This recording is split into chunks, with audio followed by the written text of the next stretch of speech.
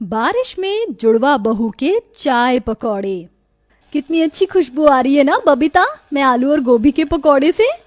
हाँ, और ये देखो प्याज के पकौड़े कितने ज्यादा क्रिस्पी हैं। आज तो माँ हमारे हाथ के पकौड़े खाकर बहुत खुश हो जाएंगी। गीता बबीता दोनों जुड़वा बहनें किचन में खड़े होकर गर्मा गर्म पकौड़े तल रही होती हैं। इसी के साथ साथ गर्मा गर्म चाय बनाकर चाय और पकौड़े अपनी माँ ममता को ले जाकर खिलाती हैं।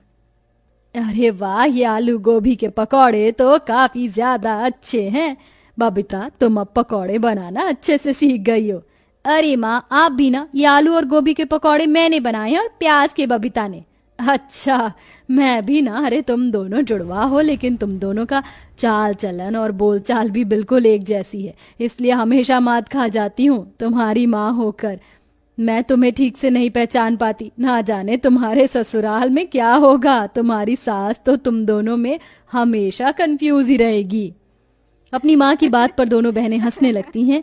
ऐसे ही समय गुजरता है और ममता जल्दी ही एक ही घर में अपनी दोनों जुड़वा बेटियों की शादी कर देती है। शादी के बाद दोनों बहनें अच्छी बहू होने के सारे फर्ज निभाती हैं और घर की सारी जिम्मेदारी को भी संभालती हैं। वही दोनों के पति रंजीत और मोहन एक बड़े से होटल में काम करते थे, जिससे उनके घर का खर्चा अच्छे से निकल जाता था। ये देखो गीता, मैं तुम्हारे लिए कितना सुंदर ब्रेसलेट लेकर आया हूँ। पता है, आज होटल में एक कस्टमर ने मुझे ढेर सारे पैसे टिप में दिए। उसी से ये गिफ्ट मैं तुम्हारे लिए लेकर आया हूँ। अरे जीजाजी, आप फिर मात खा गए। मैं गीता नहीं बल्कि बबीता हूँ। क्या? हे भगवान, आज फिर मुझसे गलती हो गई। मैं तो कह रहा हूँ कि तुम दोनों बहनें अपने गले में अपने अपने नाम का बोर्ड लटका कर घूमो, तभी जाकर पता चलेगा कौन गीता है और कौन बबीता। शादी के बाद भी दोनों बहनों के पति को हमेशा अपनी जुड़वा पत्नियों में कंफ्यूजन रहती थी। ऐसे ही हंसी मजाक में पूरे परिवार की जिंदगी अच्छे से कट रही होती है। लेकिन एक दिन जब दोनों भाई होटल से लौटते हैं तो उनके चेहरे पर एक अजीब मायूसी और परेशानी छाई होती है। रंजीत, मोहन, क्या हुआ तुम दोनों को? तुम दोनों इतने परेशान क्यों हो? क्या बताएं माँ, हम जिस होटल में दोनों भाई काम करते थे वो होटल अब बंद होने जा रहा है। सुना है वहां पर कोई डोमिनोज का रेस्टोरेंट खुलेगा। आप लोग इतने परेशान मत होइए, कहीं ना कहीं आप दोनों को नौकरी मिल जाएगी। दोनों भाई काफी दिनों तक कई सारे होटल और अलग अलग जगह पर नौकरी ढूंढते हैं, लेकिन कहीं पर भी उन्हें नौकरी नहीं मिलती, जिसके चलते अब दोनों भाई ज्यादातर उदास रहते हैं। अपने दोनों बेटों को इस तरह उदास देख, कहाँ पहले मेरे दोनों बच्चे हंसी खुशी रहा करते थे, और अब देखो इनके चेहरे पर से तो हंसी ही गायब हो गई है। क्या करूं मैं अपने दोनों बेटों के लिए कि मैं इनकी मुस्कुराहट वापस ले आऊं। सुशीला इतना बोल ही रही होती है कि तभी वह देखती है कि बारिश का मौसम आ चुका है और बहुत तेज बारिश हो रही है, जिसे देख सुशीला भागी भागी अपनी दोनों जुड़वा बहू के पास आती है। क्या हुआ माँ जी, आप ऐसे भागती हुई क्यों आ रही हैं? बहू, जल्दी से गर्मा गर्म पकौड़े बना। मेरे दोनों बेटों को बारिश में पकौड़े खाना काफी पसंद है। क्या पता इसी से उनके चेहरे पर मुस्कुराहट आ जाए। अपनी सास की बात सुन दोनों जुड़वा बहनें जल्दी से किचन में जाती हैं और गर्मा गर्म पकौड़े और चाय बनाकर लाती हैं। रंजीत और मोहन जैसे ही अपनी जुड़वा पत्नियों के हाथ की गर्मा गर्म पकौड़े खाते हैं। ये पकौड़े सच में तुमने ही बनाए हैं या किसी 5 स्टार होटल से ऑर्डर करे हैं? वाह, इतने टेस्टी पकौड़े तो मैंने आज से पहले कभी नहीं खाए। सच में बहुत टेस्टी हैं ये पकौड़े। तुमने तो सच में मेरी सोच से भी अच्छे पकौड़े बनाए हैं। इस बारिश के मौसम में इतने स्वादिष्ट पकौड़े खाकर तो मजा ही आ गया। अपनी बहू बेटों के साथ सुशीला बारिश के मौसम में गर्मा गर्म पकौड़े का आनंद ले रही होती है कि तभी अचानक सुशीला के दिमाग में एक आइडिया आता है। एक आइडिया आया है मेरे दिमाग में। जब तुम्हारे हाथ में इतना अच्छा हुनर है तो तुम इसका इस्तेमाल क्यों नहीं कर रही हो? बारिश के मौसम में हर किसी को पकौड़े खाने का शौक होता है, तो तुम क्यों ना चाय के पकौड़े का ठेला लगा लो। माँ बिल्कुल ठीक कह रही है। तुम्हारा पकौड़े का ठेला चलेगा नहीं बल्कि दौड़ेगा। तुम बस एक बार हाँ कर दो। अपने ससुराल की हालत देखते हुए पकौड़े का ठेला लगाने के लिए दोनों मान जाती हैं और अगले दिन ही पकौड़े बनाने की सारी तैयारी कर ठेले पर पकौड़े बेचने के लिए निकल जाती हैं।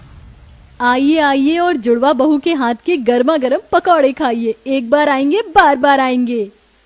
पूरे बाजार में इकलौते जुड़वा बहू को बारिश के मौसम में पकौड़े बेचता देख आसपास के लोग उनसे पकौड़े लेकर खाने लगते हैं, जो उन्हें काफी पसंद आते हैं।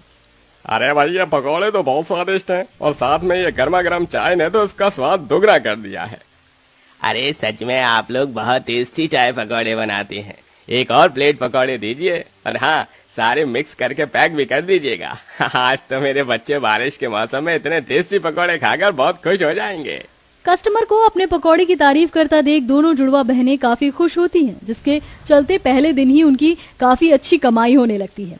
पकौड़े के स्वाद के साथ साथ जुड़वा होने की वजह से भी लोग उन्हें देखने के लिए उनके ठेले पर आते और गर्मा गर्म पकौड़े भी खाते, जिससे दिन पर दिन उनकी कमाई बढ़ने लगती है और कुछ दिनों में दोनों जुड़वा बहू का पकौड़े का ठेला दौड़ पड़ता है। वहीं दूसरी तरफ, अरे ये कैसे पकौड़े दिए हैं तुमने हमें, हैं? एक तो इतने ठंडे, ऊपर से कोई स्वाद भी नहीं है, सारे पैसे बर्बाद। इतना बड़ा होटल तो खोल दिया लेकिन स्वाद रत्ती भर भी नहीं है। इससे अच्छा तो वो दोनों जुड़वा बहू का पकौड़े का ठेला है।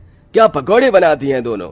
वो कस्टमर सेठ राजेश के पकौड़ों की बुराई कर सीधा जुड़वा बहू के पकौड़े के ठेले पर पहुंचता है और वहां से जी भर के पकौड़े खाता है। कुछ दिनों में दोनों जुड़वा बहू का पकौड़े का ठेला अब इतना फेमस हो जाता है कि कुछ लोग तो वहां ब्लॉगिंग करना भी शुरू कर देते हैं। देखिए गाइस, ये वही जुड़वा बहू का चाय पकौड़े का ठेला है जिसके पकौड़े खाने के लिए हम दूर दूर से आ रहे हैं। अगर आपको भी इनके पकौड़े खाने हैं तो मुझे कमेंट में जरूर बताइएगा, एड्रेस में पिन कर दूंगा। सोशल मीडिया की वजह से दोनों जुड़वा बहू पकौड़े के लिए काफी ज्यादा फेमस हो जाती हैं। अगर ऐसा ही रहा तो ये दोनों जुड़वा बहनें तो मेरा होटल बंद करवा देंगी। कुछ ना कुछ तो मुझे करना होगा। अपना होटल बंद हो जाने के डर से राजेश भाड़े पर कुछ गुंडों को लेकर दोनों जुड़वा बहू के पकौड़े के ठेले पर पहुंचता है। तुम लोग कौन हो और यहाँ क्या कर रहे हो? चुपचाप से अपना ये पकौड़े का ठेला बंद करो और यहाँ से निकलो, आइंदा यहाँ दिख मत जाना। ये क्या दादागिरी है तुम लोगों की? हम यहाँ ठेला लगाने के लिए हर हफ्ते पैसे देते हैं, फ्री में नहीं लगाते। हम अपना पकौड़े का ठेला यहाँ से नहीं हटाएंगे, जो करना है कर लो। अरे लगता है लातों के भूत हैं, प्यार से नहीं मानेंगे। दोनों गुंडे लठ से मार मार कर गीता और बबीता का पकौड़े का ठेला तोड़ देते हैं और सारे सामान को भी नीचे फेंक देते हैं। देख लिया मुझसे पंगे लेने का नतीजा। इस बार तो सिर्फ ठेला तोड़ा है, अगर आइंदा इस मार्केट में दिखाई दी तो तुम दोनों की हड्डियां तोड़ दूंगा। राजेश और उसके गुंडों की बात सुन दोनों जुड़वा बहनें रोते हुए अपने घर आती हैं और अपनी सास और पति को सारी बात बताती हैं। उन लोगों की इतनी हिम्मत, मैं उन्हें छोड़ूंगा नहीं। रुक जाओ, तुम दोनों जानते भी हो वो राजेश कौन है? कई गुंडे लोगों से उसका कनेक्शन है। अगर कल को उसने तुम्हें या मेरी बहू को कुछ कर दिया तो क्या होगा? कल से तुम्हें उस बाजार में ठेला लगाने की कोई जरूरत नहीं है, तुम कहीं और ठेला लगाओगी। अपनी सास की बात मानकर दोनों जुड़वा बहुएं दूसरे बाजार में ठेला लगाती हैं, लेकिन इस बाजार में लोगों की ज्यादा चहल पहल नहीं होती है, जिसके चलते ठेला बहुत ही कम चलता है और ऐसे ही कई दिन गुजर जाते हैं। अब हर रोज की तरह दोनों बहुएं पकौड़े बिकने का इंतजार कर रही होती हैं कि तभी उनके पास एक रमन नाम का लड़का आता है। अरे दीदी, आप दोनों यहाँ अपने उस बाजार में अपना पकौड़े का ठेला लगाना बंद क्यों कर दिया? पता है, मैं अपने दोस्तों के साथ कई बार उस बाजार में आया था, लेकिन मुझे आपके पकौड़े का ठेला दिखा ही नहीं। रमन के पूछने पर गीता बबीता उस राजेश की सारी बात बताती हैं, जिसे सुन रमन को राजेश पर बहुत गुस्सा आता है। दीदी, आप दोनों और मुझे ये बताइए, जब उसके गुंडे आपका ठेला तोड़ रहे थे तो आसपास कोई ऐसी दुकान थी जहाँ सीसीटीवी कैमरा लगा हो? हाँ, थोड़ी दूर पर मेडिकल की स्टोर था, वहाँ पर लगा हो सकता है। बबीता के कहने पर रमन जैसे ही मेडिकल स्टोर पर जाता है कि सीसीटीवी कैमरा लगा हुआ देखता है और उस दिन की सीसीटीवी फुटेज निकलवाता है जिस दिन गुंडों ने ठेला तोड़ा था।